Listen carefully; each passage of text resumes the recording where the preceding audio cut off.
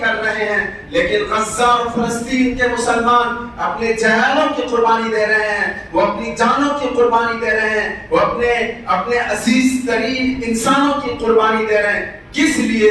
صرف ایک اللہ کے لیے، ایک مسجد کے لیے، ایک خانہ خدا کے لیے۔ یہ قربانی ہمیں درس دیتا ہے، یہ قربانی ہمیں بتاتا ہے کہ انسان اجتماعی قربانی دینے کے لیے تیار ہو جائے۔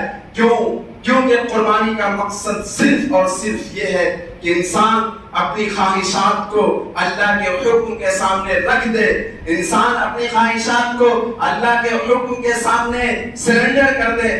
انسان اپنے جذبات کو، اپنے احساسات کو، انسان کی خواہش یہ چاہتی ہے کہ ہم یہ کریں، لیکن اللہ کا یہ حکم ہے کہ یہ حرام ہے، تو یہ کام اللہ کے حکم کے سامنے چھوڑ دینا ہے۔ یہی اصل قربانی ہے، کیونکہ اللہ تبارک و تعالیٰ قرآن پاک میں کہتا ہے لَن يَنَالَ اللَّهَ لُحُومُهَا وَلَا دِمَاؤُهَا وَلَكِنْ يَنَالُهُ التَّقْوَىٰ مِنْكُمْ۔ اللہ کے پاس اللہ صاف لفظوں میں اعلان کرتا ہے، اللہ صاف لفظوں میں اعلان کرتا ہے، اللہ کے پاس نہ تو آپ کی قربانی کا گوشت پہنچتا ہے، نہ تو آپ کے قربانی کا خون پہنچتا ہے، بلکہ اللہ کے پاس اگر کچھ پہنچتا ہے، اگر اللہ کے پاس کچھ مقبول ترین چیز شمار کی جاتی ہے تو وہ آپ